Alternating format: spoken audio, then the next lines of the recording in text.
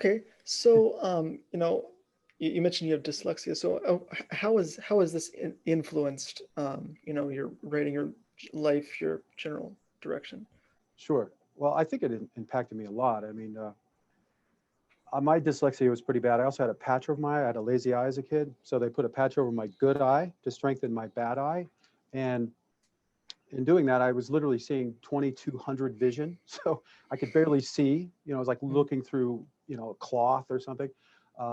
And plus with my dyslexia. So I did very poorly in school. I was bullied relentlessly. I mean, almost drowned. I mean, I had so many horrible experiences in that. I was mocked by teachers in school. One teacher going as far as mocking me in front of the whole class, telling me I should just drop out of school. This is in elementary school, I think like fourth grade, and go get a job because I'm too stupid to learn anything. Uh, just really, really difficult. But I just want you to know that I had a mother and I had a very special teacher that kind of encouraged me and helped me realize that I did have worth, even though I was called stupid by everybody and everything else. So I did end up graduating from high school. I went on to college. I became a school leader, an athlete, and I think that influenced me a lot because as a kid, you realize that this wrongness, right, isn't right. You shouldn't be. This shouldn't be the way that it is. So you're always trying to figure out like, why is it this way? Why is it this way? How can I fix this? How can I, um, become a better person and all the rest of it? And like I said, it also was a very lonely because it's not just the kids that are bullying you. You got to realize that um, the kids that are bullying have problems of their own, right? They need help to stop being bullies. But it's also all the kids around them that snicker and laugh and then, or don't say anything, just don't back you up. Even your friends, snickering in the background or laughing or not just saying anything to help you or defend you as you're being picked up and put into a trash can or whatever it may be. It's just, so it's in your heart as a kid when you're going through this, it's very difficult. And these kids really need to know that it's not their fault. It's the problem is with these other kids. And just to give you a quick story, I was bullied relentlessly. It's always the older kids. I was a pretty big kid. I'm like 6'1". I grew pretty fast, but I was ball for God's sake, and all these kind of things. But at the same time, it was always the older kids. I had some kids in my grade for sure, but it was the bigger kids. And then when you get to sixth grade, there's always this point where there's no more bigger bullies than you. They're all your size.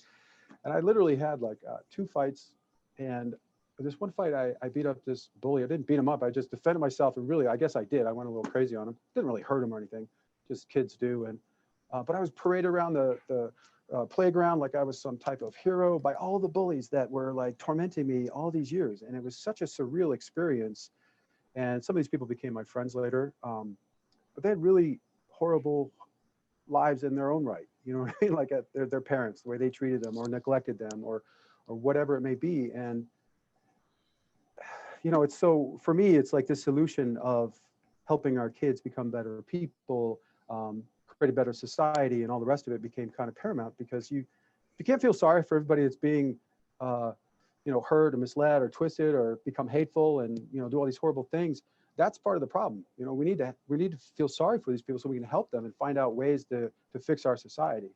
So I don't know. So as far as it influencing my life, I think all of that kind of propelled me into being a little more introverted, but also looking for these solutions. Because as a kid, you always think there's something wrong with you, so you try to fix yourself, and then you realize it's not you. Then how do you help these other people? And anyway, so I guess it kind of all spiraled from there. Yes, the first step to fixing a lot of these problems with these different people whether they're hateful or they're bullies or whatever, is understanding like where do you come from? Like why are you like this? You have to try to dig in Absolutely. and find out what is causing them to be this way, and then see if you can whether it's a bad family life or something, see if you can try to improve that, and their coping mechanisms with this. Absolutely.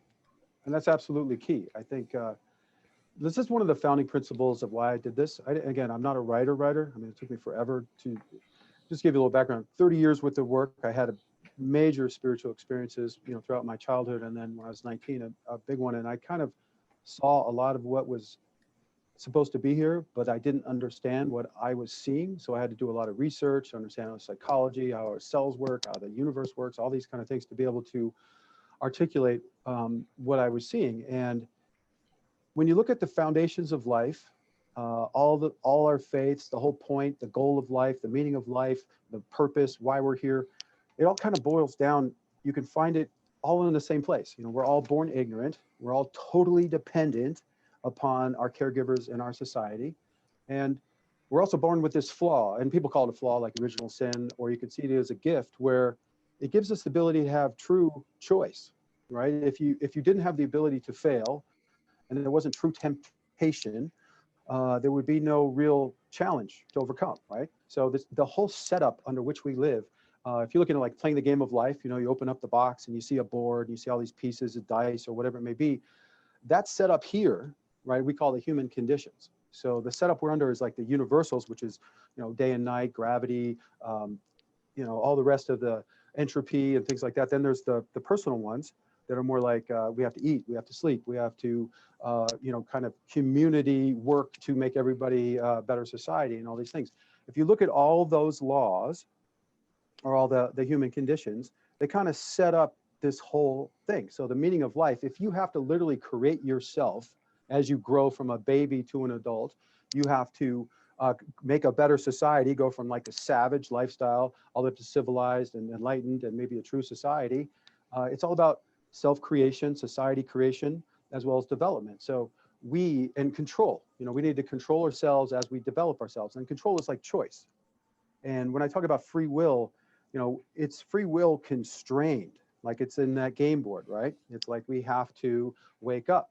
We have to relive almost our training every single day. You know, this repetitive cycle is what allows us to better ourselves every day, because it's not just something new. You know what I mean? We can go, oh, well, I did that this way yesterday. Let me try it this way and get it better and everything else. So these kind of realizations, again, led me down this path of then, you know, so the purpose of life is to become the best self, right? Live your best life. And ultimately, if you believe in heaven, is to go to heaven and also to help create a better society. So that theme is, and obviously be in touch with God and, you know, like I said, heaven and all of that. That theme is what all our faiths are about. It's like, you look at the Constitution, all the revolutions that's ever happened. It's all about, we need to create a better life for everybody. We need to have better leaders. We need to do what? And again, it's all these foundational core aspects that if we understand them, if we all get on the same page, we can fix our society. And that's kind of the whole idea here. If we're going to fix this world, you know what I mean, to create a better society, we need to become better people. To become better people, we need to be on the same page on all these foundations of life. And that's why I created the way. So the way is the foundations, and then we need to be able to join in the right way to make these changes. So I'm creating the one movement and one party. And I studied a lot of psychology and child psychology, and there's different personalities of children, and certain children need a lot more correcting, especially boys a lot of times.